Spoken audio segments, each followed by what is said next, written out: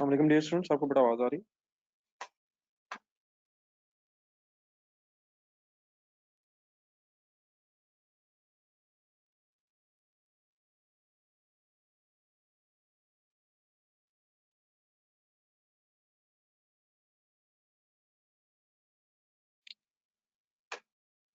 ये सर जी जो मैंने घर के लिए क्वेश्चन दिया था वो जरा देखते हैं बाद में।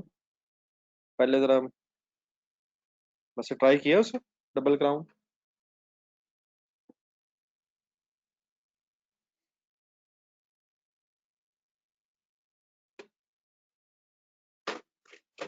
चलिए पहले ये जरा कल जो हो रहा था ना, RS लिमिटेड वाला, RS, ये करनी जरा फाइनल कीजिएगा।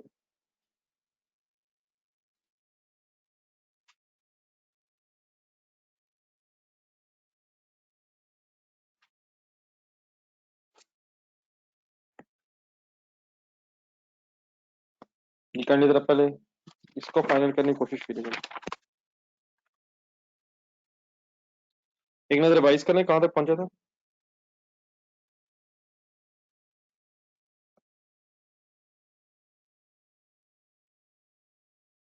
ये फर्स्ट वर्किंग हुई थी प्राइसेस की और यूनिट्स की।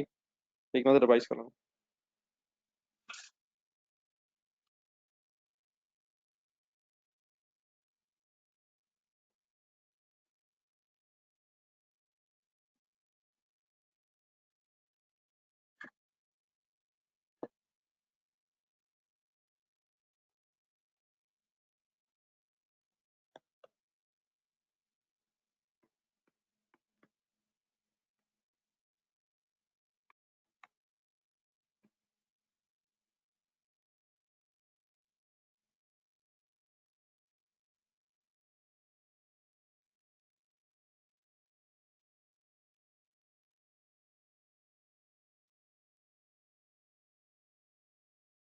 ये सर जी ठीक है, कल तक वाला जो बात हुई यहाँ तक।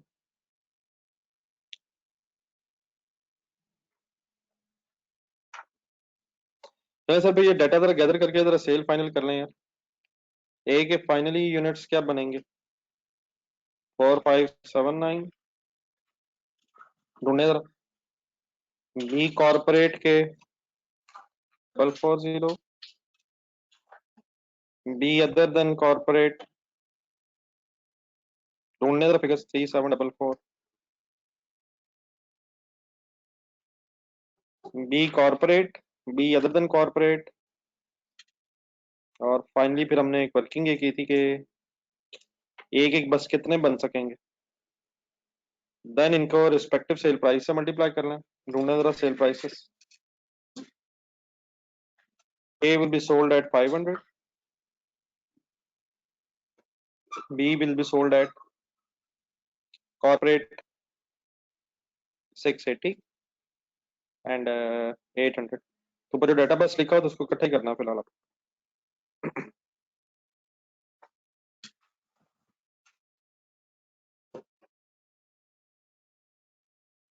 फिगर सॉल्व करें, टोटल बताएं।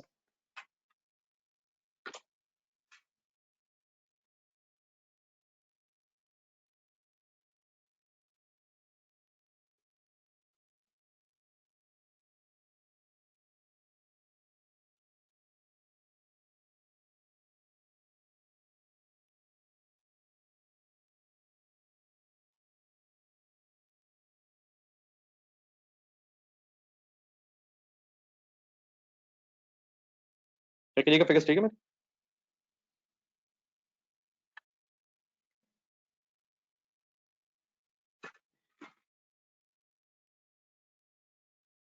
स्पीड अप हो जाए जरा, खत्म कर लें फिर वो डबल क्राउन के इश्यूज भी डिस्कस करते हैं।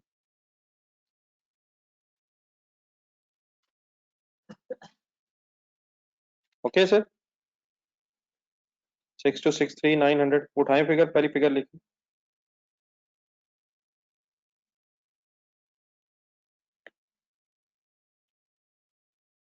6263 900। जी सर, आगे बढ़े।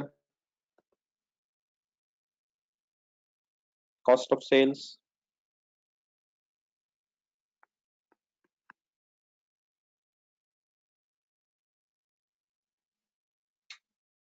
स्टॉक्स ढूंढने की कोशिश करें।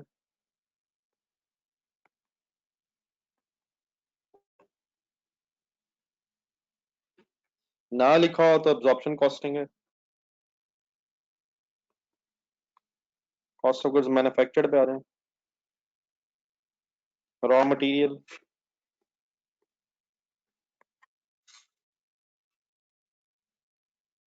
अब ये बाकी वर्किंग बड़ा मुश्किल नहीं है ज्यादा। ये कोशिश कीजिएगा। बुलेट नंबर 3 पढ़ लें जरा, थर्ड पॉइंट नीचे एडिशनल इंफॉर्मेशन में। रॉ मटेरियल की एक फिगर दी हुई है ऊपर डाटा में, पिछले साल की 2008 की 2310। और उसके बाद पॉइंट नंबर 3 नीचे 2.4 kgs वाला। और उसके बाद पॉइंट नंबर 3 और 4, ये रॉ मटेरियल से रिलेटेड है, जरा पढ़ा। आपने हेल्प करनी है, क्या करूं? क्या किया जा सकता है, कैसे हम वर्किंग कर सकते हैं?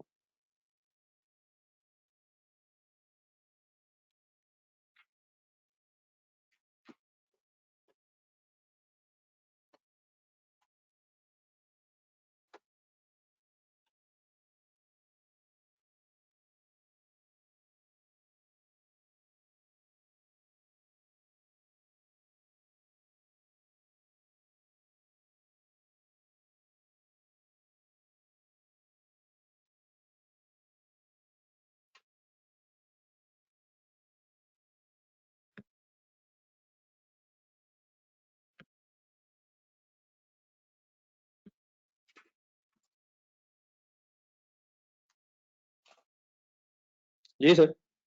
कोई सजेशन है? 2.4 kg of the same material is required for both the brands. Wastage है 10% and 4%, B and A respectively. फिर प्राइसेस जो हैं पास्ट मनी ईयर से सेम है, लेकिन अब इस मार्च से कितने महीने बाद जरा काइंडली बताएं।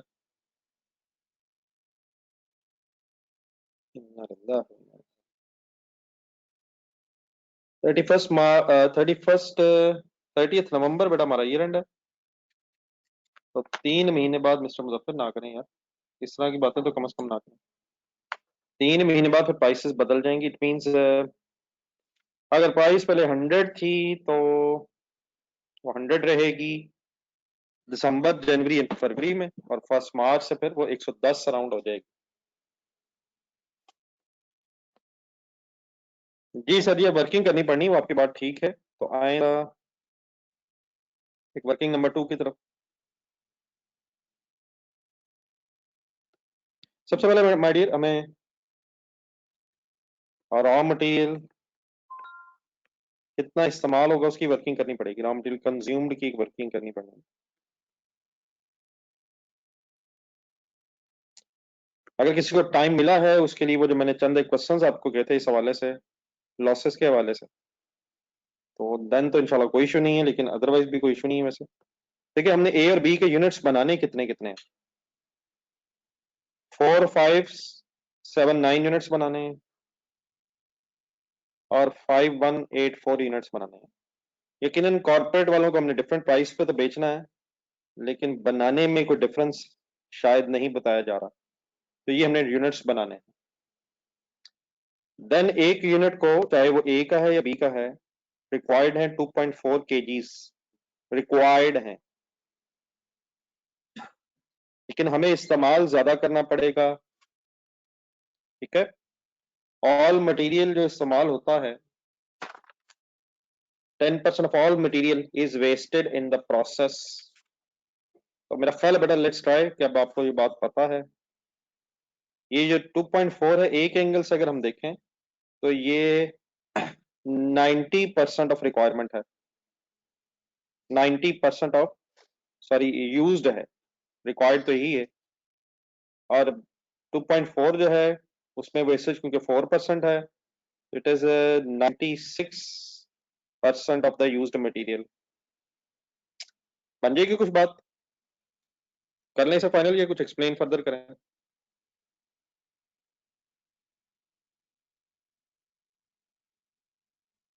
बेटा उमर खालिद का क्वेश्चन पढ़ना है यार, 4% लॉस है यार। तो 4% अगर लॉस होगा, शायद मैंने उलट लिख दिया, चलो 96 एंड 90, सॉरी उलट लिख दिया, चलो ठीक है सर, अब ठीक है, अब ठीक है सर। डेफिनेटली 0.96 डिवाइड हो सकता है, वो मेरा ख्याल सब ओके। 0.96 से डिवाइड हो सकता है, वही है 96 इंटू 100 का मतलब वही है, और 0.9 से डिवाइड हो सकता है, एज यू लाइक। जी डी, इसका मतलब हमें कंज्यूम करना पड़ेगा 11447.5 and 13,824 kgs respectively. Solve करते जाइएगा। It means we have a requirement of total 25,271.5 kgs.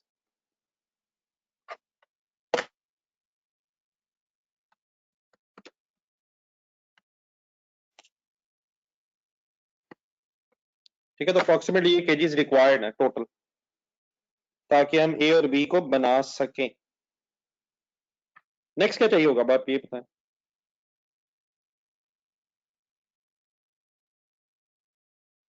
Speed up हो जाए सर, ये पता है हमें, अपनी टाइम वेस्ट होना चाहिए। अब हमें रेट चाहिए। रेट हमें ये तो बताएगा कि बढ़ेगा, 10% बढ़ेगा 9 महीने के लिए, और 3 मंथ्स के पहले 3 मंथ्स के लिए सेम रहेगा। अब रेट कैसे निकालें?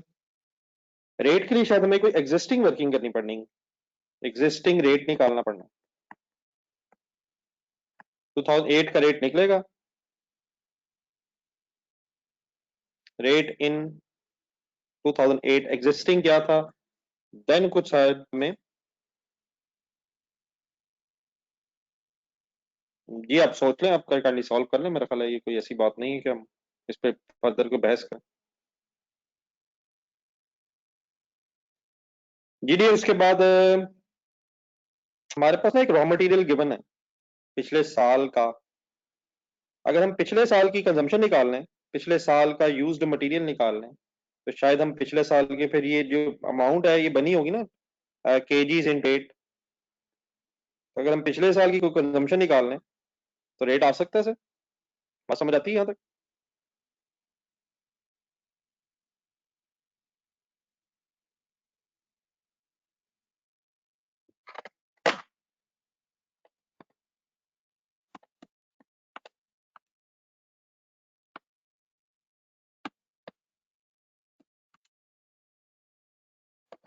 तो करेंगे sir working, kindly last year का रेट निकालें, फिर ये एफर्ट करें आप। अगर हम पिछले साल की वर्किंग कर लें, कैसे? डाटा है हमारे पास पिछले साल का, इस साल के यूज हमें पता है, पिछले साल के भी पता है। पिछले साल ए बी के कितने यूनिट्स बनाए गए, 5400 एंड 3600 इंटू 2.4 इंटू 2.4। लॉसेस की परसेंटेज नहीं बदली, लॉसेस की परसेंटेज नहीं बदली, अकॉर्डिंग टू क्वेश्चन वो सेम ही है। तो पिछले साल की आप कंजम्पशन अगर निकाल लें, something 13,500 kgs and 9600 kgs।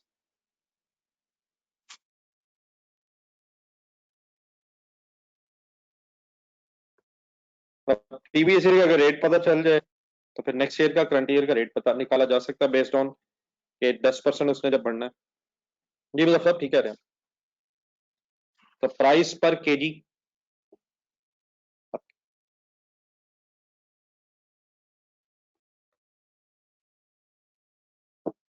Ji sir हिम्मत करेंगे थोड़ी सी।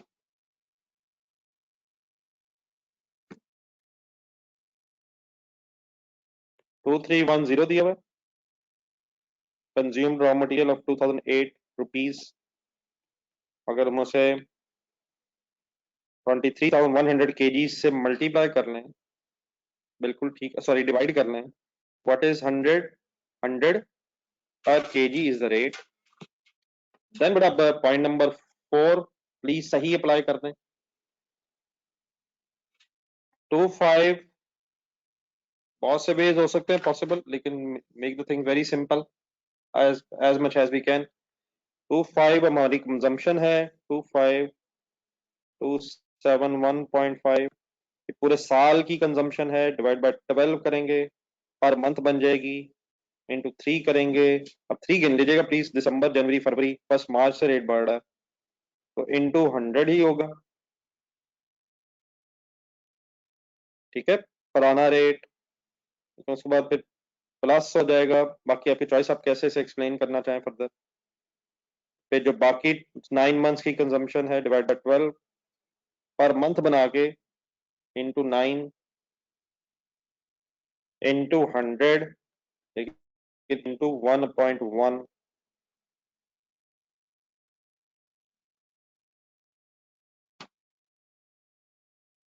तो approximately 25271.5 25271.5 divide by 12 into 3 into 100 plus 25271.5 divide by 12 into 9 into 110 हो जाना फ्री रेट। तो फाइनली इट इज अराउंड, बताएंगे आप लोग काइंडली क्या आंसर आता है।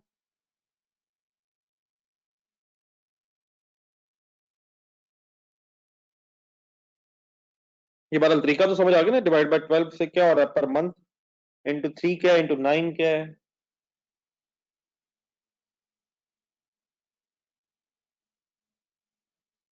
इट इज अप्रोक्सीमेटली मेरा ख्याल है कि 2716, देख लें कोई अगर राउंडिंग ऑफ के डिफरेंस भी ना ही रहे, बात सही खत्म हो जाए। 2716686 समथिंग। बाकी डेफिनेटली अगर आपने को वो 0.5 नहीं लिया,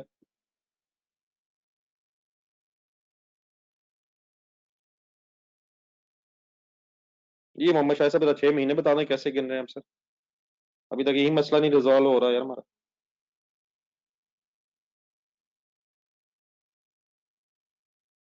ये बताएंगे शायद साहब 6 महीने कैसे।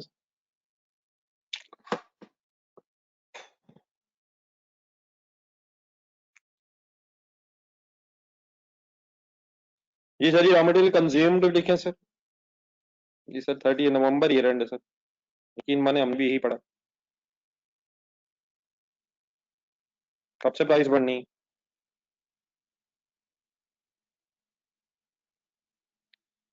तो रॉ मटेरियल बेटा कंज्यूम होना है 2716686। इस स्टोरी को यहीं छोड़ें अब, नेक्स्ट वर्किंग स्टार्ट करते हैं। अब आप ये गलत नहीं कर सकते, लेबर, बातें अब रिपीट होना शुरू हो चुकी हैं।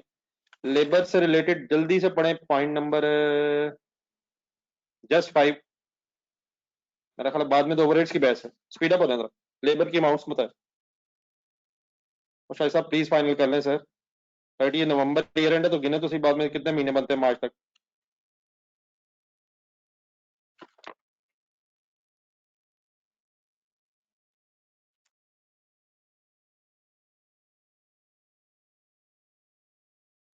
लेबर आवर्स का बेटा एक डाटा दिया हुआ क्वेश्चन में, सर्च फॉर द डाटा, कितने यूनिट्स बनाने हैं, कितना टाइम लगना है, कितने आवर्स, अकॉर्डिंगली लेबर की वर्किंग हो सकती है।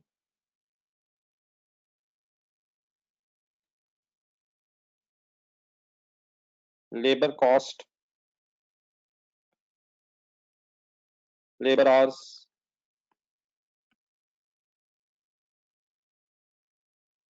कैसे।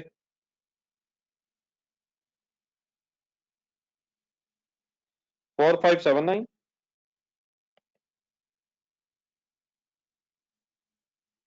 Into 5, 4579 into 6,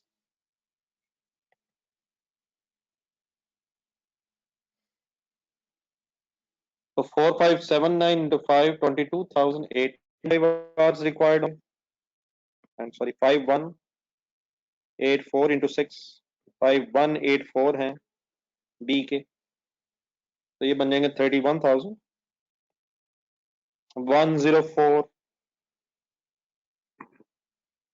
53,000, 999। ये टोटल हो जाएगा। टोटल आवर्स रेट चाहिए होगा। रेट में इजाफा होना है 15%। अब एक्सपेक्टेड टू इंक्रीज बाय। जी साहब अगर ओवरहेड शुरू करें आप।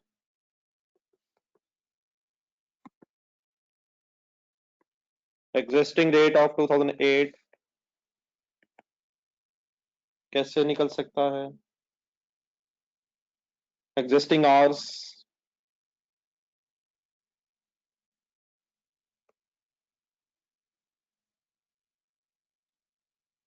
5400 इंटू 5।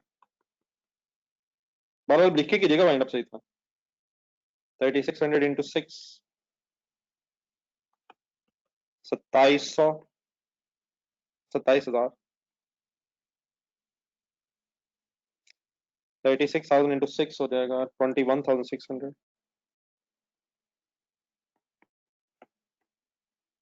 तो लास्ट पीरियड में फिर आवर्स से 48,600। लास्ट ईयर की लेबर कॉस्ट क्वेश्चन में गिवन है 777,600 divided by 48,600 is equal to 16 per our.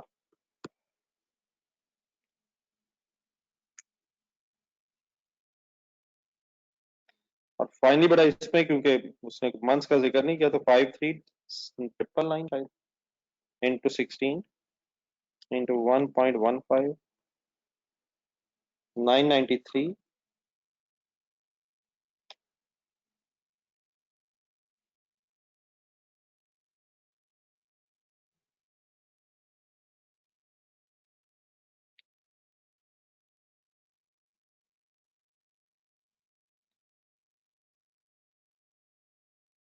993 582 something.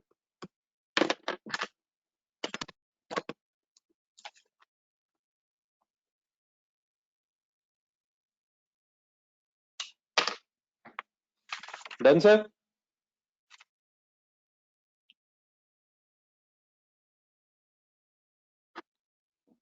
Ji sir जी ओवरहेड्स की ट्राई करें जरा।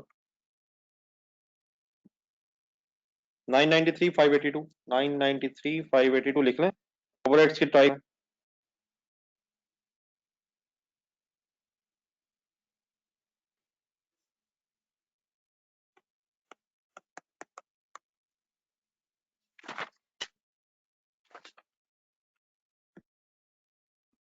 ओवरहेड से रिलेटेड नेक्स्ट पैराग्राफ पढ़ें प्लीज। लेबर तो नहीं कह रहा कोई? लेबर फाइनल है? लेबर फाइनल है my dear?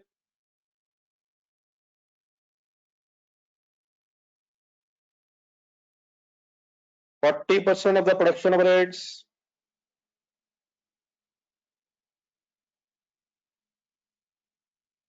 are fixed. These are expected to increase by 5%. Variable production overheads per unit of BA थोड़ी सी वर्किंग फिर करनी पड़नी है, लेकिन अब आपको पता है तरीका, ट्राई करें। ट्वाइस अगर 1 रुपया ओवरहेड्स हैं बी के तो ए के डबल हैं। अभी उलट उसने कहा हुआ कुछ किया जा सकता है।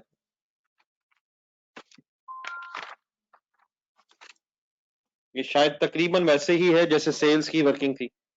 परसेंटेजेस में डिफरेंट, वहां 1.6 टाइम्स था तो यहाँ डबल है। थोड़ा सा कोशिश करें, अब जब चीजें रिपीट होना शुरू हो जाएं तो कोशिश होनी चाहिए, फिर एक अच्छी सीरियस एफर्ट होनी चाहिए।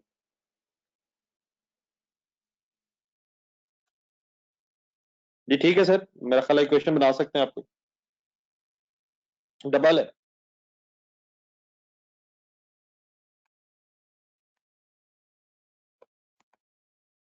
कोई भी आप अपने मर्जी से तरीका अगर कोई समझ आता है कोशिश करें। ये तो करने से सर जी 2008 में थोड़ा पहले तो सबसे पहले हमें ये करना पड़ेगा कि ओवरहेड्स अलग-अलग करने पड़ेंगे। Fix will not very with the activity level.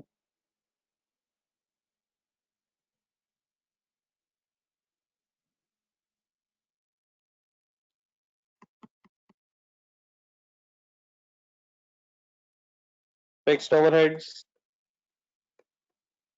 बनेंगे 630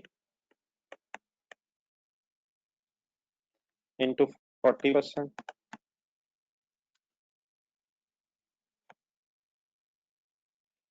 252,000.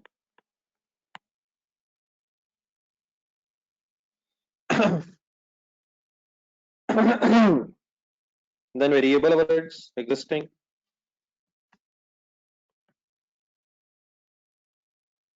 630, 60% बन जाएंगे या 630 माइनस 252, 40% माइनस कर दें, फिगर आ जाएगी आपके पास 378.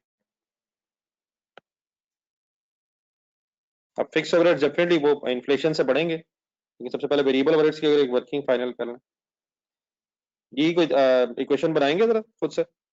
इस 378,000 में हमें असल में अब चाहिए ये होगा, इन्फ्लेशन इनकॉर्पोरेट वगैरह करनी है हमने क्योंकि यूनिट्स डिफरेंट है. हमें चाहिए ये होगा कि what is the production overheads per unit of each according to question, what are the words per unit. ठीक है, तो पर यूनिट डिफरेंट है दोनों का.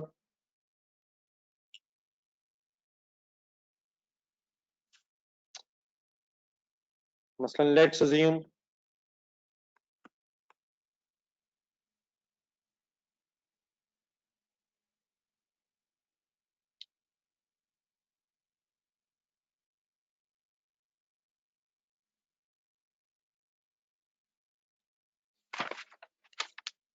Variable production overheads of B are twice. ठीक है, तो अगर for example let's assume,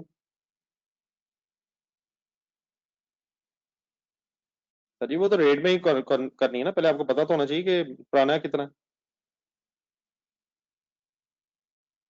fixed overheads में तो इन्फ्लेशन आ सकती है, लेकिन पहले पुराना पता चलेगा. पर यूनिट वेरिएबल ओवरहेड्स सभी आप कर सकते हैं ना, और सिर्फ उसमें इन्फ्लेशन का फैक्ट थोड़ी है ना, उसमें इन्फ्लेशन के साथ साथ प्रोडक्शन का फैक्ट भी तो आएगा ना वेरिएबल में. वेरिएबल में प्रोडक्शन का फैक्ट भी है, प्रोडक्शन चेंज हो रही है, और इन्फ्लेशन का फैक्ट भी है मेरा ख्याल है 10%. और फिक्स्ड ओवरहेड्स में सिर्फ और सिर्फ फिक्स ओवरहेड्स आने हैं.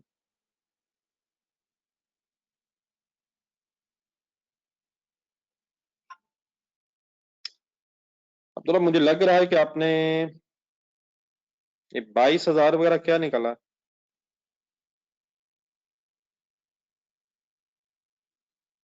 ये अपने मुझे लग रहा है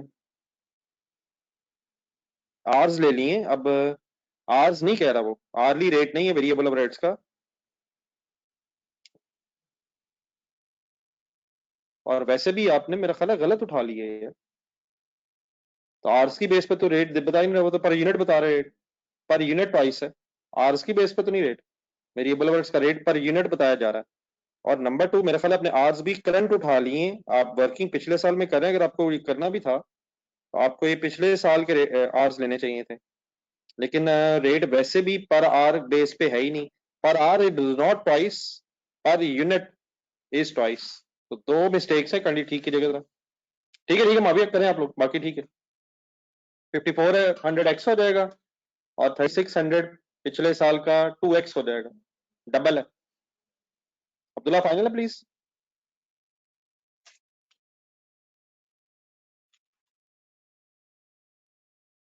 जी ठीक है, मेरे ख्याल फिगर अब ठीक है, मैं लिख दूं जरा काइंडली, आप लोग फिर में से मैच कर लीजिएगा. तो लेट्स अज्यूम वेरिएबल ओवरहेड्स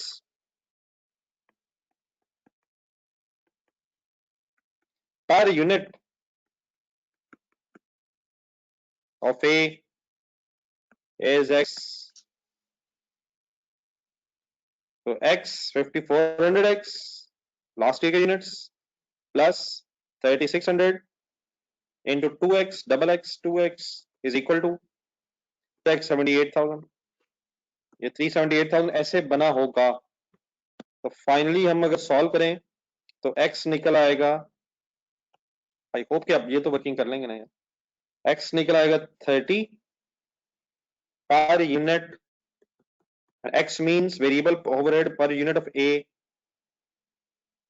तो a के अगर 30 पर यूनिट हो गया वेरिएबल ओवरहेड, तो b के लिए हो जाएगी working double, 30 into 2 twice 60 per unit. क्या करें 2009 में जब वर्किंग करेंगे? ए के यूनिट्स बनाने कितने हैं? 4579। Variable overheads please very with activity level, और यहाँ एक्टिविटी लेवल उसने यूनिट्स रखा हुआ इनटू 30 इनटू 6। लेकिन साथ साथ उसने वेरिएबल ओवरहेड्स की इन्फ्लेशन भी दी है 1.1 1.1 10% इजाफा है इसमें।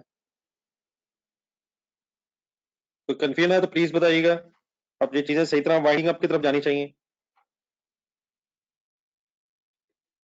151 107 अप्रोक्सीमेटली 342 144 जी डियर 3 251 ओके। वेरिएबल ओवरहेड्स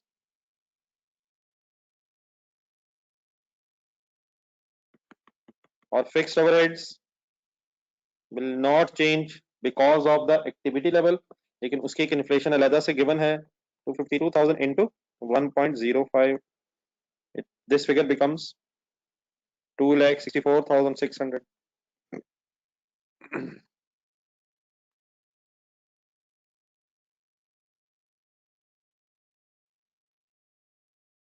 ठीक है 2154 करें। 2154 ठीक। जी मिस्टर लिजा बड़े अरसे बाद मुलाकात हुई है सर। टोटली बता दें। एक आध दफा मेरे ख्याल है कल परसों भी बीच में नजर आए कहीं। जी सर टोटल ओवरहेड से आ जाए सर।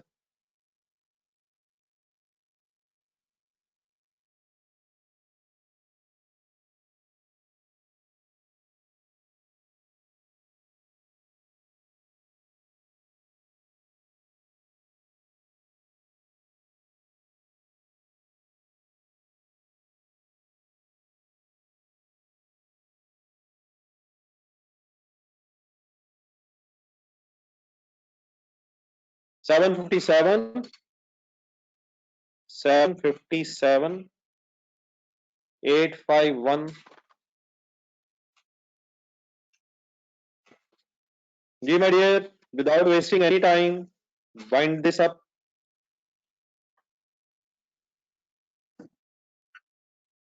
757 851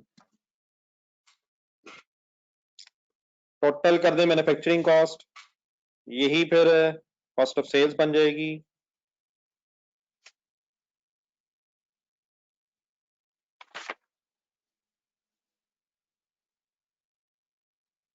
बस फिगर मैच कर लें मेरे साथ, और एक सेलिंग एडमन की वर्किंग कर लें, वाइंड अप करें लास्ट पॉइंट पढ़ के। 4468 119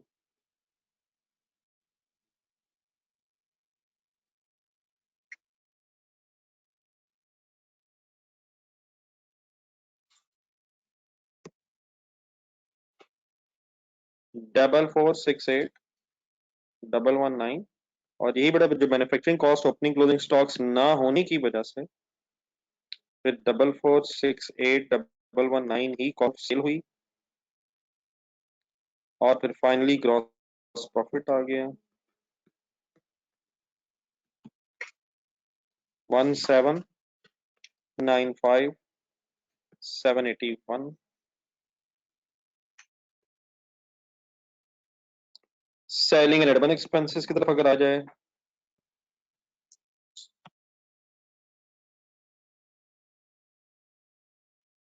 तो लास्ट लाइन में शायद कुछ लिखा हुआ है, selling and admin expenses excluding the cost of promotion. अच्छा कॉस्ट प्रमोशनल भी है, are expected to increase by, ये तो स्टेट वे इनटू 1.1 हो जाएगा। और एक प्रमोशनल कॉस्ट ढूंढने तो 2.5 लाख मेरा ख्याल है कहीं है।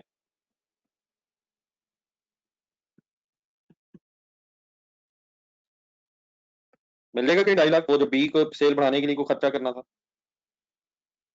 और ये हो जाएगा 81880।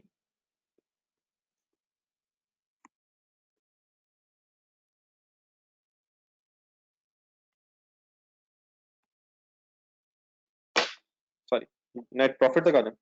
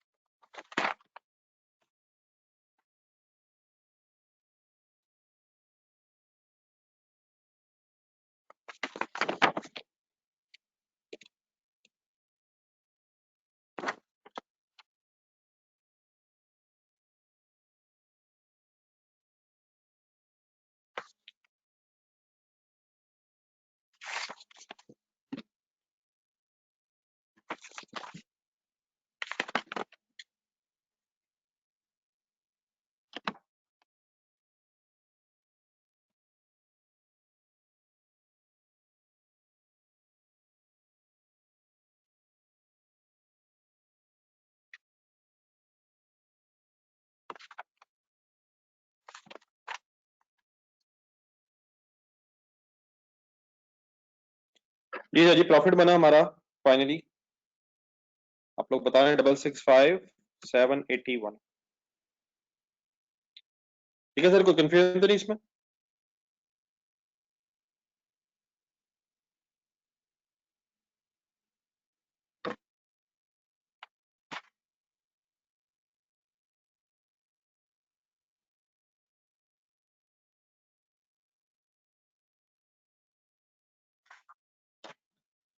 जी सर जी, फिर विदाउट वेस्टिंग एनी टाइम करनी, जरा आ जाए उस तरफ।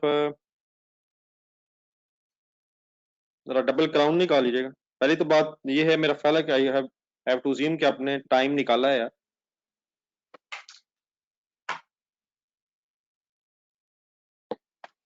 मुझे काइंडली सबसे पहले ये बता दीजिएगा कि इसको जरा स्टेप वाइज रख लेते हैं।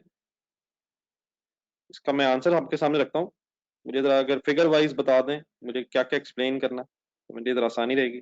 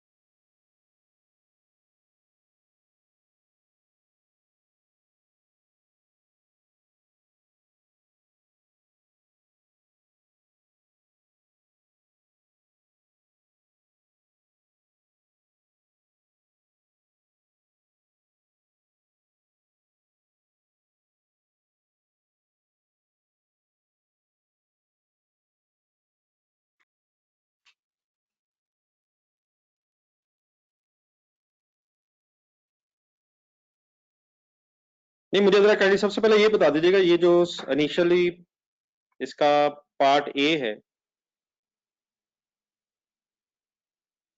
पार्ट ए कैश बजट के बाद में आता हूँ। पहले पार्ट ए का काइंडली बता दीजिएगा, ये बात समझ आ गई सारी, ये वर्किंग्स हो गई सारी।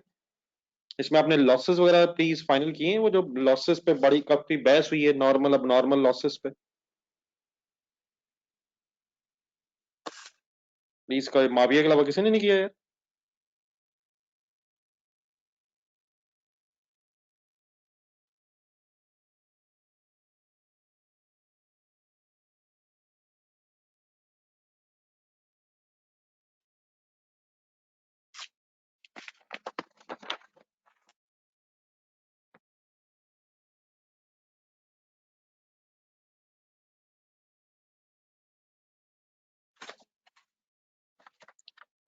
Finish goods closing stock, finish goods closing stock, एक मिनट जरा। फिनिश गुड्स क्लोजिंग स्टॉक 70% इसलिए नहीं होगा क्योंकि क्वेश्चन में लिखा हुआ है कि 50% रखना। ठीक है मिस्टर हसन। ये असला साहब, फिलहाल अभी आप ये नहीं क्वेश्चन के आपने शुरू किया और हो गया, इस तरह नहीं होना ये। फिलहाल तो आपको पहले पढ़ना है, समझने की कोशिश करनी है, कुछ खुद करना है, कुछ देखना है, कुछ फिर खुद करना है, ये कभी काम करने पड़ने हैं आपको। जी मिस्टर हसन प्लीज, ये 70% इसलिए नहीं माइडियर क्योंकि क्वेश्चन में पॉलिसी लिखी हुई है कि स्टॉक फिर 50% होगा फिनिश गुड्स का। ठीक है मिस्टर हसन।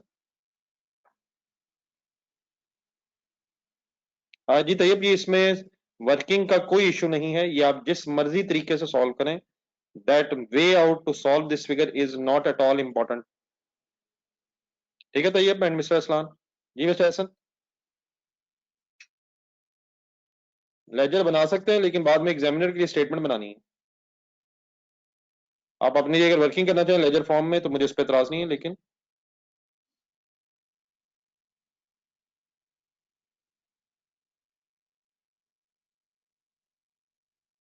और हजरत एहसन साहब खुदा का नाम लें, स्टॉक सेल प्राइस पे नहीं होता, कॉस्ट प्राइस पे होता है। ये बात कब फाइनल होगी? ये क्या मजाक करें मेरे साथ? अभी तक हम इन्हीं इश्यूज में जो फंसे हुए हैं। सेल की cost of sale my dear, अगर ये मजाक होने तो मैं रहने नहीं दे।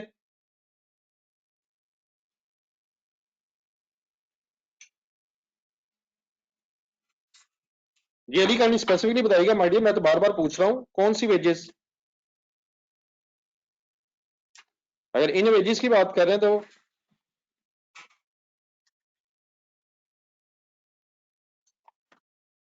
सर जी बुरा ना प्लीज अली मनाइएगा, मैं माय डियर कैश बजट मैंने रिक्वेस्ट की है कि मैंने कैश बजट 1 मिनट रिक्वेस्ट कर रहा हूं कि 1 मिनट कैश बजट से पहले बता दें कि क्या मजाक कर रहे हैं मेरे साथ यार।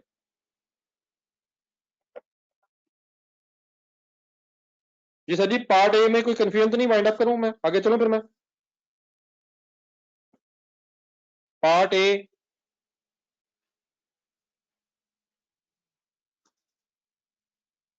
आइएगा पार्ट बी पे। अब पार्ट बी में भी कुछ बातें जरा काइंडली मेरा मेरे फाइनल कर दें, मैं बाकी डेफिनेटली ये वेजेस के एंगल से सारी पे डिस्कशन कर लेता हूँ। इसमें वो मसला असल में है कि इंक्लूडेड है उसकी वजह से मसला। तो मुझे ये बता दें ये जो फिगर्स हैं अदरवाइज मटेरियल की और इवन ओवरहेड्स की भी, ये डेप्रिसिएशन और रेंट और ये समझ आ गया सारा। मुझे ये बता दीजिएगा वेजेस के अलावा तो नहीं मुझे एक्सप्लेन करना कुछ, काइंडली पहले वेजेस के अलावा मुझे बता दीजिएगा।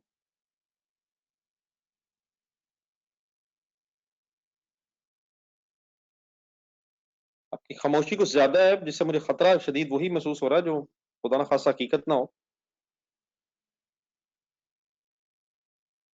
जी डियर, वेजेस की पेमेंट को समझने के लिए असल में जिस पॉइंट में आप फंसे हैं हम उसी पॉइंट में चलते हैं।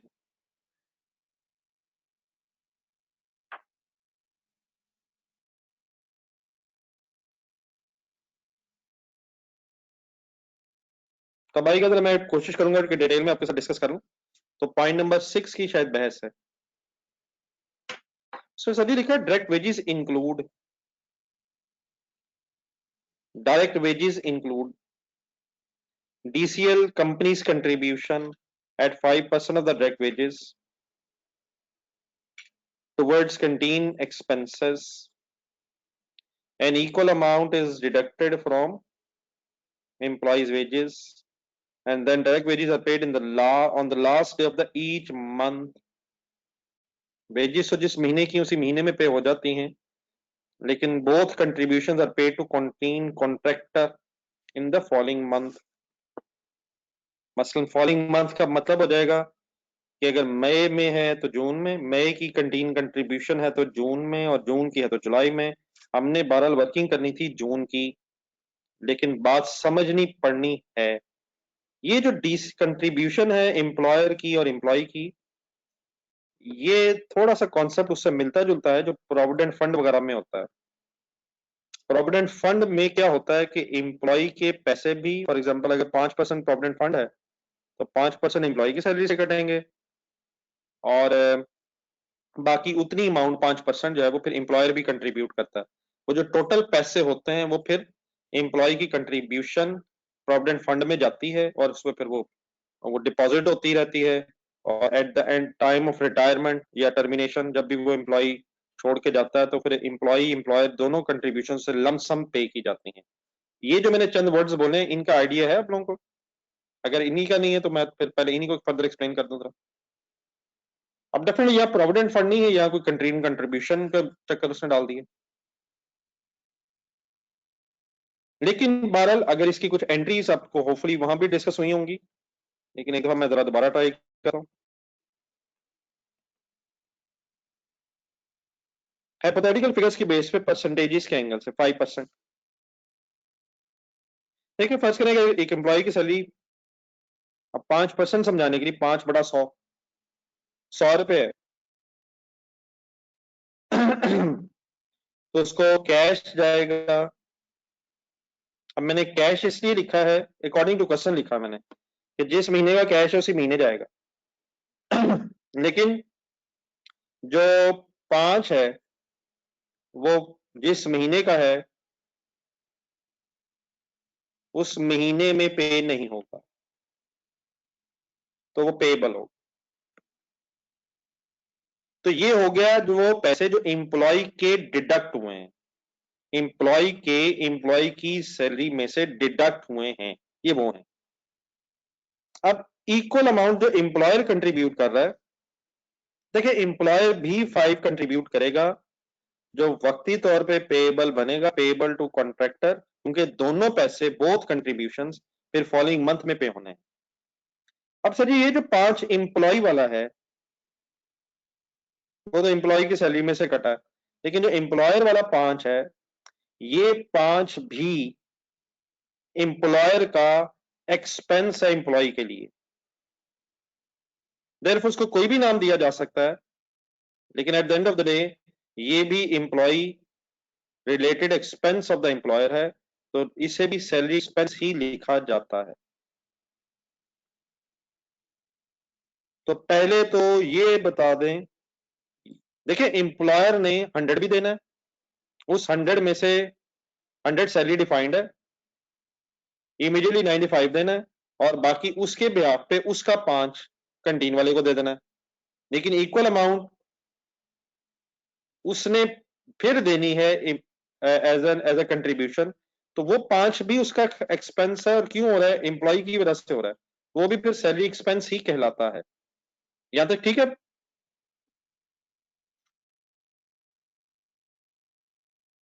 ये एंट्री समझ आ गई मेरी? अब ये है अगर करंट मंथ के एंगल से, किसी एक करंट मंथ के एंगल से, लेकिन नेक्स्ट में क्या होना है अकॉर्डिंग टू क्वेश्चन? टेबल ने डेबिट होना है 10 ने, और कैश ने क्रेडिट होना है। तो इट मींस 95 कैश इस महीने जाना है, जिस महीने का उसी महीने जाना 95, और बाकी जो 10 बनना है वो इस महीने का अगले महीने जाना है। अब ये टोटल 105 एक्सपेंस हो जाना है, एक्सपेंस टोटल 105 हो जाना है, 100 जमा 5, उसमें से 95 इसी महीने का इसी महीने जाना है, और उसमें से जो 10 है वो फिर नेक्स्ट मंथ में जाना है। मैं फिगर्स पे आता हूं, यहां तक क्लियर है?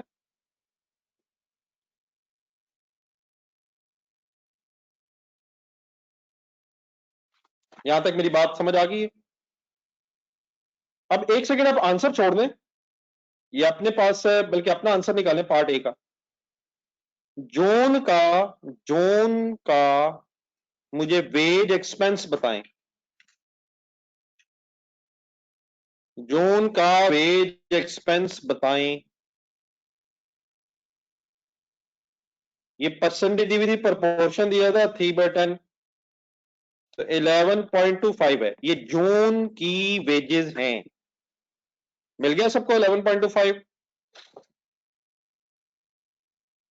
इन वेजेस में 5% इंक्लूड है कंट्रीब्यूशन, तो देयर फॉर ये अमाउंट डिवाइडेड बाय 105 और मल्टीप्लाइड बाय, आप बताएं। जल्दी हो रही है, जल्दी हो रही है, टाइम बच रहा है, एक सवाल और शुरू करते हैं।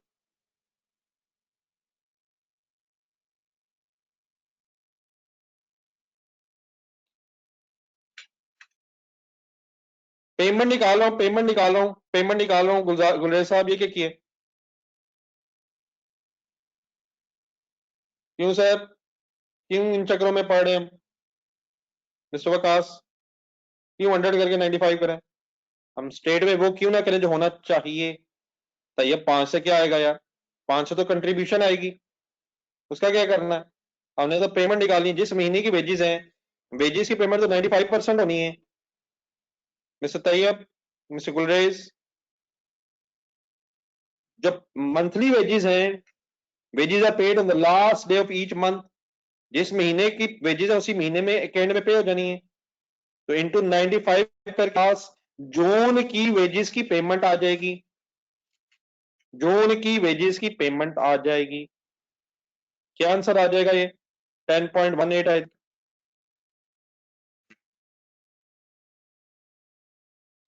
Done sir, done sir, okay यहां तक? लेकिन जून में कंट्रीब्यूशन किस महीने वाली पे होगी? महीने का नाम बोले। जून में किस महीने की कंट्रीब्यूशन की पेमेंट होगी? मई वाली। मई वाली। तो मई की मुझे वेजेस बताएं। मई की वेजेस। मई की वेजेस। मई की वर्किंग करनी पड़नी थी, इसलिए इसके लिए होपफुली आपने कर ली है। वो आपने मुझे बताया 34.5 इंटू 3/10 इज इक्वल टू 10.35। कम लोग बता रहे हैं, इसका मतलब वही है, खतरनाक काम है ये। 10.35 की बेस पे अब मैं कंटीन को की कंट्रीब्यूशन निकालना चाह रहा हूं जो पे हुई होंगी जून में। मुझे इसकी बेस बताएं। मेरा सवाल जो है वही है, बेस बताएं। वेजेस इंक्लूड की बेस बताएं। अब मल्टीप्लाइड बाय सेंटेंस पढ़ लें। ठीक है, बेस ठीक है। सेंटेंस पढ़ लें, मल्टीप्लाइड बाय बताएं। 5 क्यों नहीं? मिस्टर अतीक जाने दे यार। मिस्टर गुलरेज नहीं, सॉरी, मिस्टर मावी, आप फिर जान दो यार, साथ साथ जाने दें यार। अब 5 क्यों निकालना है? वकास साहब 95 क्यों निकालना है? हमने 5 क्यों निकालना है? 5 निकाल के इंटू 2 करने की जरूरत क्या है? और 95 क्यों निकालना है मिस्टर वकास? हमने जून की पेमेंट थोड़ी निकालनी है।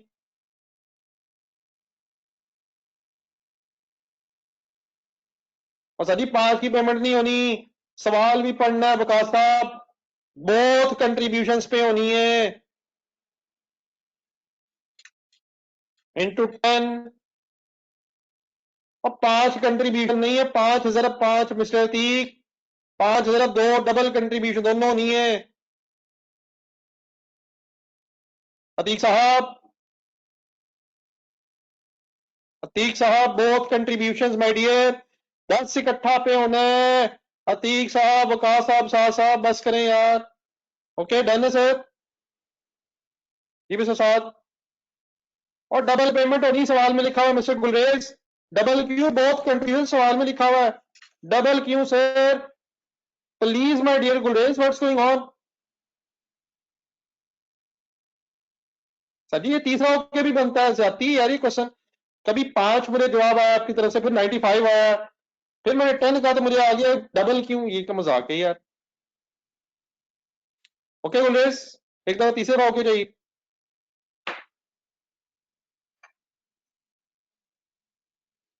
जी माय डियर, ये आंसर बन गया 0.99। अब डन है सर? ओके ठीक है, 0.98 या 0.99 जो भी है। अब ठीक है सर, कोई और इश्यू तो नहीं अब इसमें?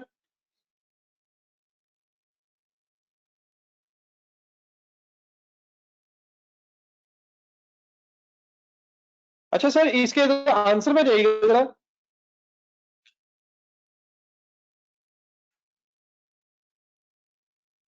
आपने मे भी, मेरा ख्याल है शायद आपके ओरिजिनल आंसर में, जब आपके साथ कल आंसर शेयर हुआ, इसके साथ मेरा गुमान है कि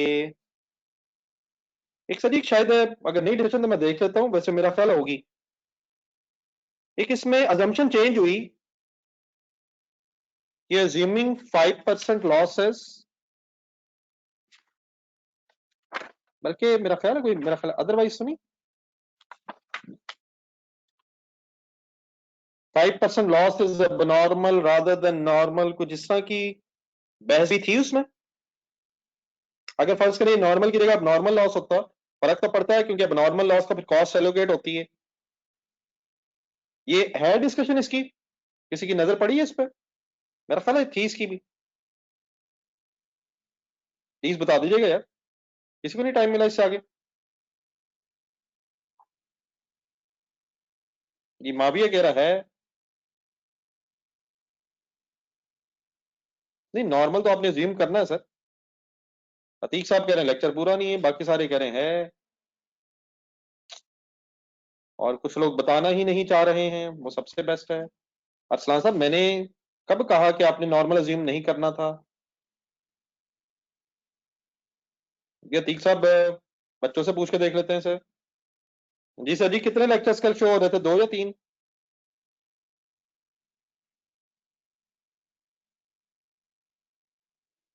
फिर उमैर खालिद साहब कह रहे हैं 2 है, कुछ कह 3 है, अब 2 हैं।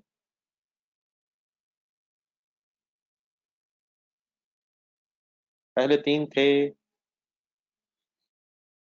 जी सर जी, इसको नंबर 1 इस तरह कीजिएगा, ठीक है, मैं देख लेता हूँ, चेक करवा लेता हूँ। कुछ कह रहे 3 हैं, कुछ कह रहे 2 थे, कोई 3 थे। होमवर्क नंबर 1 सर जी लिखिएगा। इसी क्वेश्चन को अगर ये अज्यूम किया जाए, बल्कि ठीक है, मेरा ख्याल है कि चले मैं देख लेता हूँ अगर आंसर है या नहीं है। आप इसका बी पार्ट, ये जो अदरवाइज एक सिनेरियो बना हुआ है कि अगर नॉर्मल की जगह, डेफिनेटली क्वेश्चन नॉर्मल के साथ है, वो बात खत्म हो चुकी है। लेकिन अगर एबनॉर्मल के साथ इसको सोचा जाए तो प्लीज चेंजेस आएंगी, क्योंकि आपको पता है, आपने देखा होगा, गौर से देखा होगा कि एबनॉर्मल लॉस का फिर कॉस्ट एलोकेट होती है। It means total manufacturing cost ज्यादा हो जाएगी, उसमें एबनॉर्मल लॉस वाली अमाउंट्स भी शामिल होंगी। तो देन माय डियर, एक तो होमवर्क इसे रखें, बाकी मैं वो देख लेता हूँ कि अगर नहीं आपके साथ प्रॉपरली शेयर हुआ हुआ उसकी क्या वजह है।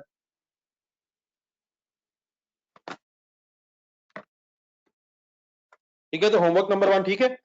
तो पहले तो इसको टाइम लगाइएगा, फिर इसमें ना दोबारा कैश बजट के एंगल से ये 195, ये भी एक दफा दोबारा खुद से सोच लीजिएगा। तो इसका कैश बजट भी बनाएगा, फिगर्स बदल जाएंगी, फिगर्स बदल जाएंगी, मैन्युफैक्चरिंग कॉस्ट बदल जाएगी, क्योंकि वो कुछ एलोकेट हो जाएगी कॉस्ट ऑफ गुड्स अब नॉर्मल लॉस को। तो एक तो बेटा काम नंबर 1 आपने ये करना है। नंबर 2 इस तरह कीजिएगा, ये अब कोई इतना सीरियस इशू नहीं है, मेरा ख्याल आपको रिजॉल्व करना चाहिए। एक है क्वेश्चन जरा मिलता जुलता, जो पिछले दिनों में हमने कर लिया है, वो अपने, अब उसका मैं कोई आपके साथ डिस्कशन इसलिए शेयर नहीं कर रहा कि आप जरा खुद से इसका एक इसकी एफर्ट करें जरा। एक जरा इस क्वेश्चन में 5 ढूंढिएगा, सादिक लिमिटेड के नाम से। पेज नंबर को बता देगा काइंडली जरा, पीछे इन्हीं इन्हीं पेजेस में,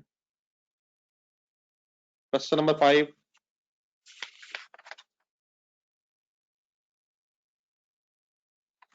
अब ये बेटा जो क्वेश्चन है, क्वेश्चन नंबर 5, 189 पेज पे, इसके आंसर में कोई टाइपिंग एरर अगर हो तो वो मैं नहीं कह सकता, फिगर्स काफी सारी होती हैं, समटाइम टाइप करते हुए मसला हो जाता है। लेकिन ये क्वेश्चन अगर आप इस पोजीशन पे आप सॉल्व करें तो मेरा ख्याल है, अगर जरूरत महसूस हो तो आप एक काम ये कीजिएगा कि जो रेनबो पेंट्स है, रेनबो पेंट्स के नाम से क्वेश्चन नंबर 1 था, और लोटस, अगर इनको दोबारा रिफ्रेश करना है तो कर लीजिएगा। लेकिन मेरा गुमान अब ये है कि ये क्वेश्चन आपका मोर देन 90%, इफ नॉट 100%, ये सॉल्व होना चाहिए, और ये जरूरी है करना, ताकि आपको पता चले कि अब आप आफ्टर दीज डिस्कशंस कहां खड़े हैं। मेरा मैसेज कुछ समझ आ रहा है क्या कह रहा हूं मैं? नहीं, अगर है तो हल्की सी होगी। अतीक साहब इसकी फाइनल को डिस्कशन नहीं है। अतीक साहब ने कहा है कि लोटस वाले में इसकी डिस्कशन है, लेकिन मेरा ख्याल है थोड़ी सी को डिस्कशन है, पूरी नहीं है। तो ठीक है, अगर लोटस वाले क्वेश्चन में आपको कोई डिस्कशन मिल जाए तो ठीक है, लेकिन मेरा ख्याल ये है कि अब आप डिस्कशन की बजाय खुद से जरा एक भरपूर एफर्ट अगर कर सकें तो वो ज्यादा बेहतर रहेगा। बाकी डेफिनेटली लोटस वाले में अतीक साहब कह रहे हैं, मेरे ख्याल एंड में शायद 15 मिनट है डिस्कशन, तो मिल जाए, बल्कि ठीक है, आप लोग भी देख लीजिएगा यार वो।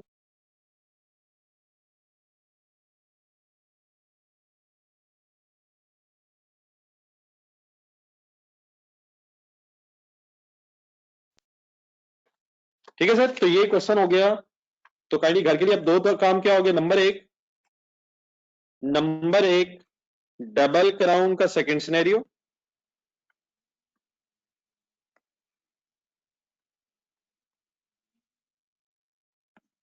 और नंबर 2 ये क्वेश्चन नंबर 5। ठीक है, प्लीज जरूर टाइम निकालना है। मीन वाइल इस तरह करें, विदाउट वेस्टिंग एनी टाइम, हम जरा क्वेश्चन नंबर अच्छा, ये साथ साथ अब करनी पड़ेगी चीजें, वो सब कुछ वो देखा था एक एक नजर में जो मैंने क्वेश्चंस कहे थे, जल्दी से बताइएगा जो मैंने क्वेश्चंस कहे थे आप लोगों को।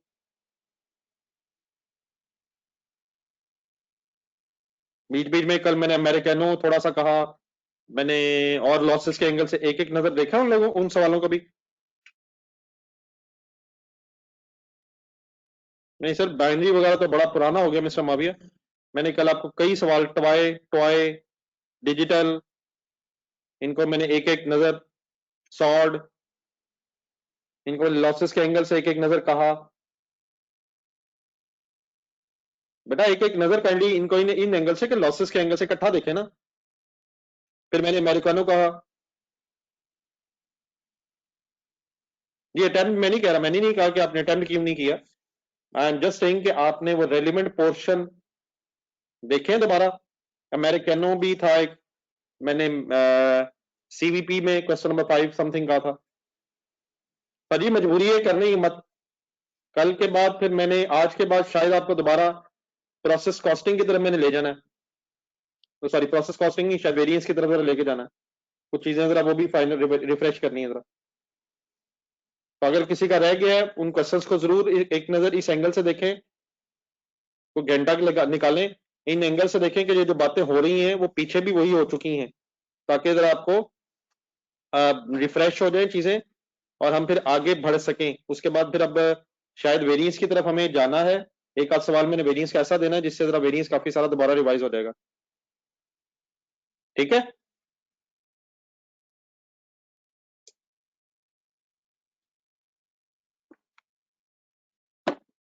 जस्ट एक मिनट मुझे दीजिएगा, जस्ट एक मिनट।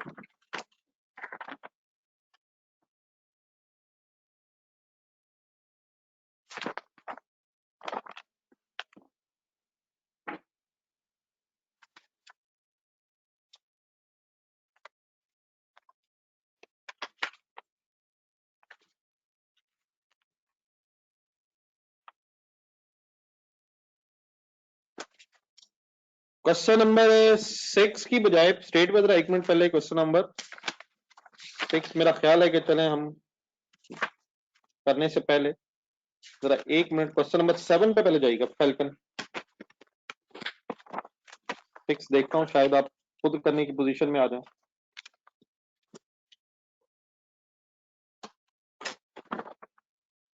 क्वेश्चन नंबर देख बताइए जरा, 7 है या 8 है? ये बीच में ना एक क्वेश्चन नंबर 6 है और फिर वो 7 एक वेरिएंस का है, लेकिन उस वेरिएंस के क्वेश्चन से पहले जरा फैल्कन की तरफ जाइएगा जरा। जी सर, पेज नंबर जरा बता दीजिएगा। आए जरा 20 मिनट है अभी, इसको स्टार्ट कर लें, जहां तक हो सकता है पढ़ तो लें कम से कम। चलें सर, ये अभी तक जो हमने क्वेश्चंस किए इसमें कहीं ना कहीं फिनिश गुड स्टॉक भी आया, तो रॉ मटेरियल स्टॉक भी आया, लेकिन अभी तक वर्क इन प्रोसेस स्टॉक नहीं आ सका। तो work in process stock with all it's other issues जो हम डिस्कस करते रहते हैं, वो जरा आएंगे फैल्कन में।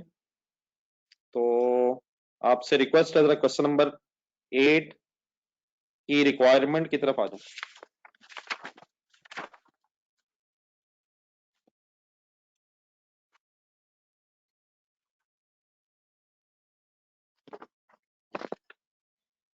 जी डियर, एक और serious question. Prepare budgeted cost of sales, page number 191 से शायद आगे, इसकी रिक्वायरमेंट नेक्स्ट पेज पे शायद हो। Budgeted cost of sales for the next year, next year ध्यान में रख के कॉस्ट ऑफ सेल्स हमने सिंपली निकालनी है, opening stock plus cost of goods manufactured minus closing stock is equal to cost of sales.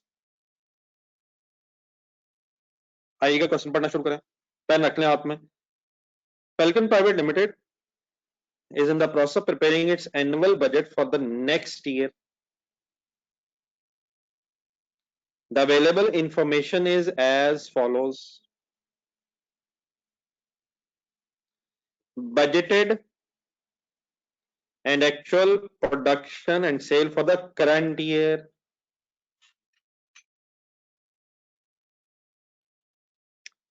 अच्छा, आपने यह है ना ईयर्स नहीं दिए हुए, यकीनन करंट ईयर है और नेक्स्ट ईयर है, लेकिन बाद रस, चलो मेरे ख्याल ऐसे ही ट्राई करते हैं जैसे करंट ईयर में क्या हुआ जी? Budgeted units, actual units, production sale. Number 2, current year's actual production cost per unit, current year's raw material input, direct labor, variable production overheads, fixed production overheads। raw material input के साथ 49 kgs लिखा हुआ है, 980 rupees लिखा हुआ है। जरूरत पड़ेगी तो शायद रेट वगैरह निकाला जा सकता है, लेकिन प्लीज ये पर यूनिट है, बाकी डेटा पर यूनिट है। 980 rupees per unit, 2680 finally production cost per unit in the current year actual production cost। Then मेरी उसके बाद आगे inventory levels, inventory balances. FPL maintains the following inventory balances levels: average sorry raw material inventory, average 2 months consumption based on budgeted production, 2 months consumption based on, अगर months में करना होगा तो divide by 12 करके कंजम्पशन को bited production पे जो raw material लगना है, raw material consumed on budgeted production, उसको मल्टीप्लाइड बाय 2 करके कुछ स्टॉक्स आएंगे। 2 months finished goods, average 1 month's budgeted sale, budgeted sale जो होगी उसको डिवाइड बाय 12 कर देंगे तो into 1। Work in process opening and closing 1500 units है, 100% complete as to material and 60% as to conversion है। 1500 यूनिट्स उसने दे दिए हैं, ओपनिंग भी है क्लोजिंग भी है। आपका क्या ख्याल है, अमाउंट सेम नहीं होनी चाहिए?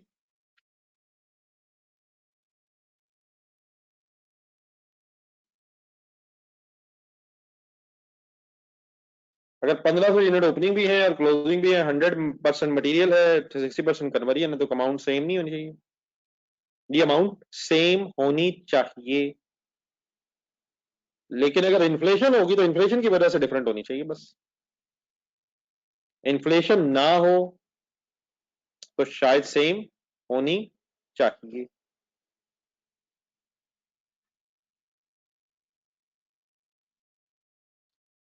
जी सर, आगे चलें। फिर कंपनी यूजेस अब्जॉर्प्शन कॉस्टिंग, हम इंशाल्लाह बाद में से मार्जिनल से भी डिस्कस करेंगे डिटेल में। And uses FIFO method for valuation of inventory. जी sir ji.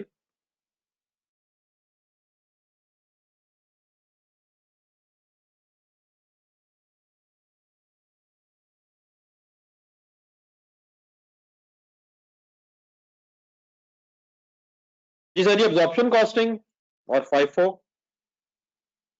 impact of inflation, direct material, raw material and variable overheads, direct labor, fixed overhead, fixed cost excluding depreciation। Sale volume would increase by volume, sale volume would increase by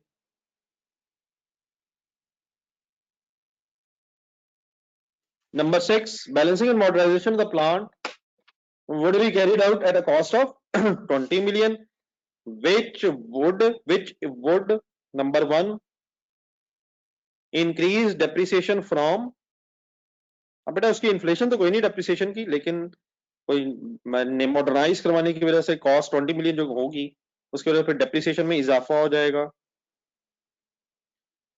reduced raw material wastage from 5% to 2% of input।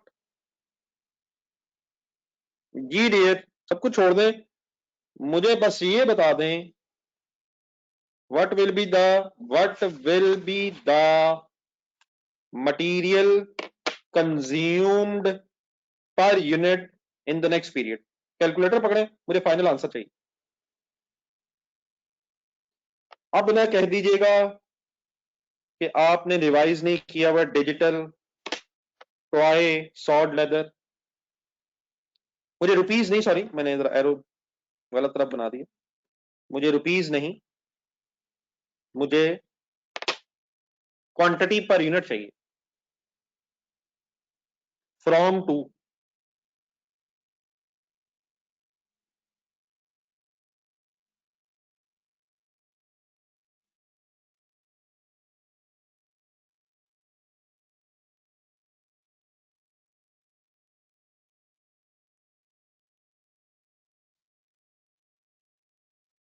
और मेरा ख्याल था 47.6 बेटा कैसे निकाल लिए यार, वो खुदा का नाम ले।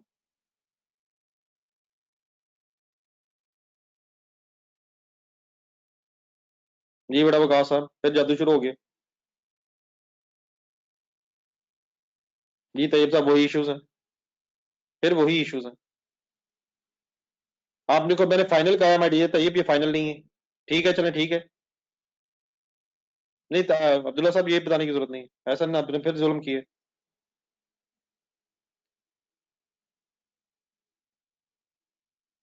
राय मुताहिद साहब भी वही जुल्म। अगर ये सॉर्ड लेदर डिजिटल रिवाइज हुआ है तो रहने दें यार। बल्कि अब तो रिवाइज की क्या बात है, आरएस में भी शायद ही हुआ है यार।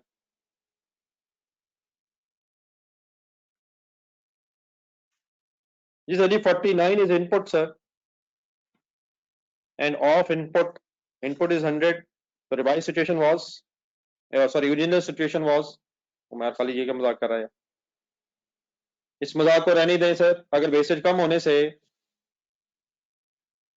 उमर खाली साहब 43.7 तक जानी गेम, 63.7 केजीज लग रहे हैं, तो बेहतर वेस्टेज ना ही कम हो।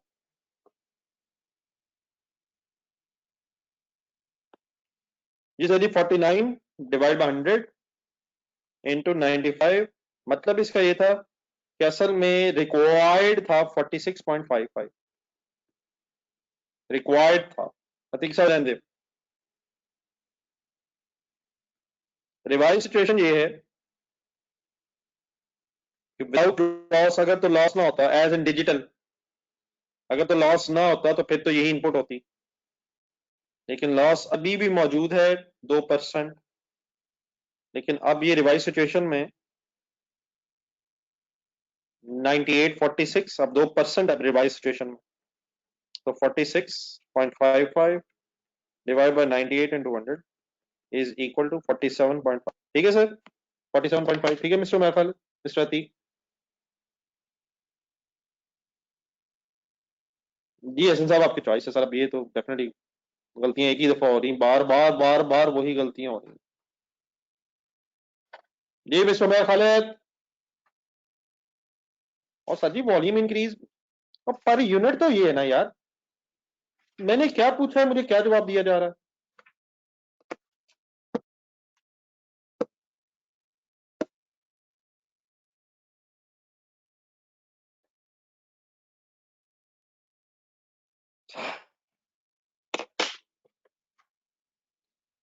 जी सर, आगे बढ़िएगा सर।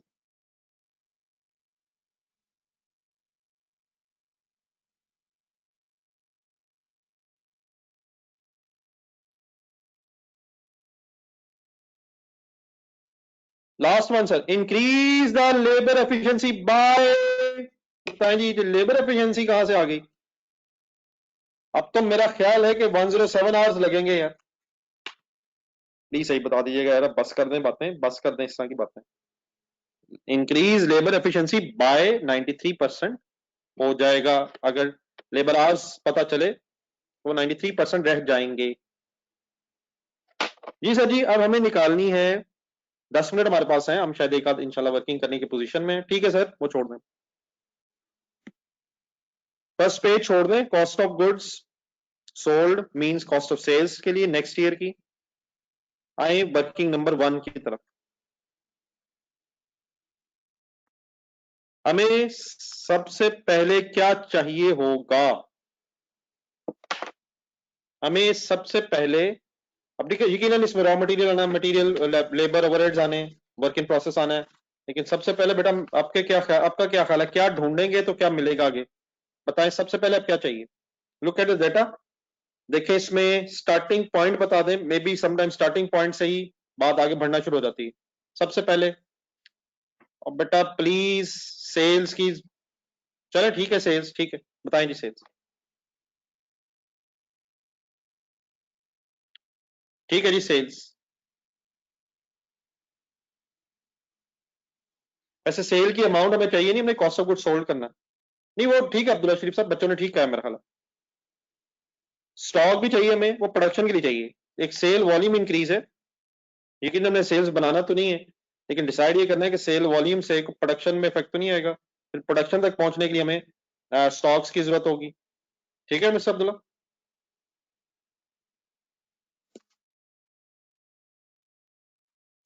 जी मैं डियर सेल्स की फिगर बताएं जी, कैसे निकालूं?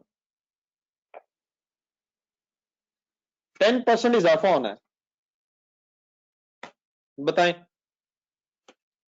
कैसे करूं?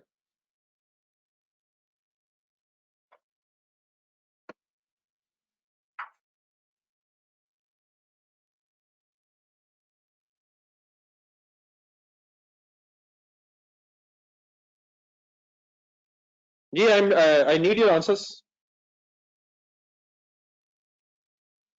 ऊपर पॉइंट वन में एक्चुअल डाटा दिया हुआ है, सॉरी करंट ईयर का डाटा दिया हुआ है, सॉरी मेरा वर्ड गलत है, करंट ईयर का डाटा दिया हुआ है। मुझे कैलकुलेशन भेजिएगा, आपने किया कैसे?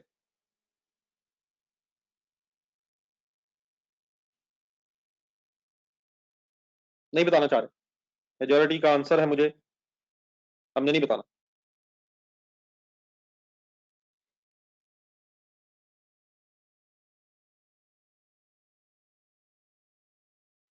जी सर जी, इसमें इशू एक बना है, जो शायद नई चीज ये है कि हमें करंट ईयर का बजट भी पता है और एक्चुअल भी पता है।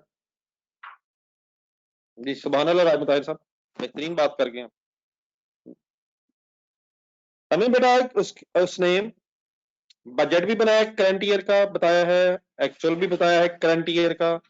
हमने बनाना है बजट नेक्स्ट ईयर का, बजट बनाना है नेक्स्ट ईयर का। तो प्रॉब्लम इज कि हम इस साल के बजट से बजट बनाएं या इस साल के एक्चुअल से बजट बनाएं, करंट ईयर के बजट को बेस बनाएं या एक्चुअल का बेस बनाएं।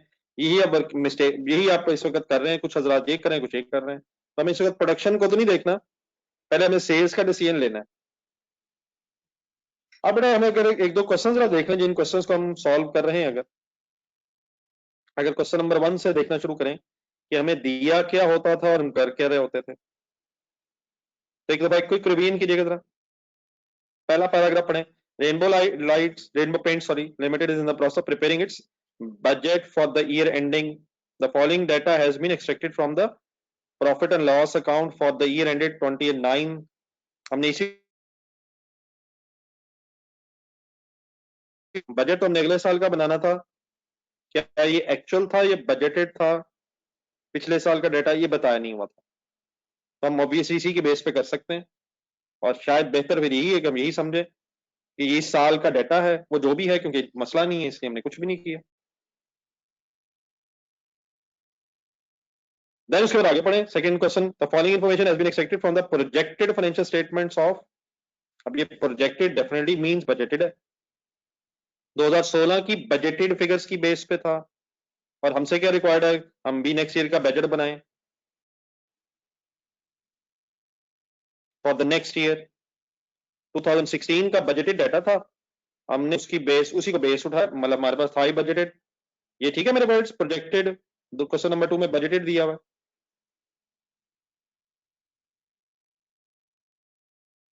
नहीं देख रहे? तो बजटेड दिया हुआ है, हमने बजटेड से बजट बना लिया। क्वेश्चन नंबर थ्री को पढ़ा जाए। Sale projections according to the business plan, budgeted data है, लेकिन ये शायद हमने क्योंकि इसी पीरियड का बजटेड बनाना था तो इसमें वो इश्यू नहीं है। हमने इसी बजटेड डाटा में से अपने फिगर्स ढूंढनी थी और बजट बनाने थे, इसी में से अपने अपने बजट बनाने थे। क्वेश्चन नंबर फोर में उस तरह से इश्यू नहीं है। क्वेश्चन नंबर फाइव में भी वो इश्यू नहीं है। तो इसमें कुछ क्वेश्चन यकीनन क्वेश्चन नंबर वन अगर कहा जाए तो उसमें शायद लिखा ही नहीं हुआ बजटेड है या एक्चुअल है, पुराना डाटा क्वेश्चन नंबर टू में बताया हुआ है। ठीक है, तो अगर तो बड़ा इंफॉर्मेशन नहीं है, हमें एक्चुअल गिवन हो तो हम एक्चुअल से बजट बना देंगे अगला, और अगर बजटेड गिवन हो और इंफॉर्मेशन ना हो तो हम बजटेड ही को यूज करके अगला बजट बना लेंगे। ठीक है, हमारे इस क्वेश्चन में क्या नया इश्यू आ रहा है कि हमें एक्चुअल डाटा भी दिया हुआ है करंट ईयर का और बजटेड भी दिया हुआ है। तो अगर ये इंफॉर्मेशन दोनों दी हुई हो तो देन माय डियर बेहतर ये होगा, यकीन बजट से बजट भी बन जाता है, लेकिन ज्यादा अप्रोप्रिएट फिर ये होता है, एक छोटा सेंटेंस अगर साथ लिख लें, if both are available, both are available, जिनको बेस बना के हमने आगे चलना है।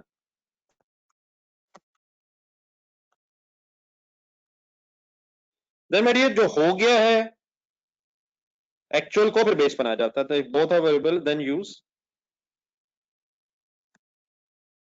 Actual data for next budget.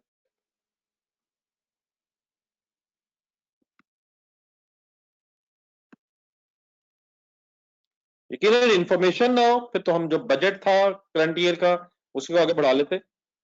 अच्छा ये जो मैंने वर्ड यूज किए both are available then use actual data for the next budget, वो वर्ड्स अपनी जगह है, लेकिन जहां जहां वो बताएगा कि हमारी पॉलिसी बजटेड के हवाले से है वो एक फिर अलग इशू है।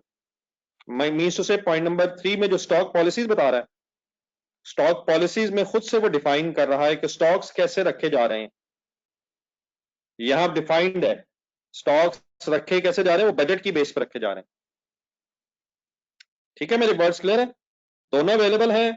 अगर वो कहे बजट से बजट बनाएं वो भी ठीक है, लेकिन अगर दोनों अवेलेबल हैं देन एक्चुअल को बेस बनाएं, लेकिन कहां तक, जहां तक इंफॉर्मेशन नहीं है। ओके, मेरे मेरी बात ठीक है, मेरी बात सही समझ आ गई जो मैंने बोली है? चले, अब मेरा ख्याल टाइम नहीं है हमारे पास सफिशिएंट, तो रादर देन हम इसे ऐसे बीच में जल्दबाजी में कुछ कर लें, हम इसको इंशाल्लाह कल दोबारा यहीं से स्टार्ट करेंगे। आप लोग प्लीज आज का दिन, और मैंने प्लीज वो चेक करवाया अपना, एक्चुअल से बजट बनाएंगे अगर इंफॉर्मेशन नहीं है तो। ठीक है मिस्टर अतीक? जी सर जी, वो मैंने चेक करवाया, प्लीज लेक्चर तो तीनों अपलोडेड है, कल 3 अपलोड हैं, और उसमें प्लीज इसका 20 सिनेरियो डबल ग्राउंड का मिल जाना आपको, तो दोबारा चेक कर लीजिएगा, मैंने अभी दोबारा चेक करवाया, प्लीज तीनों लेक्चर अपलोडेड है, तो कम कर ली डबल ग्राउंड एंड सादिक। अब कोई कोई भी एतराज, कोई भी ऐसी बात ना रह जाए, कोई भी एक्सक्यूज ना रह जाए, आपका क्लियर कंप्लीटली होना चाहिए। ठीक है जी माविया, हम इसी बहस में रहेंगे, आपके 2 हैं मेरे पास 3 हैं, हम इसी चक्कर में लगे रहेंगे। ठीक, ठीक है सर, अल्लाह हाफिज।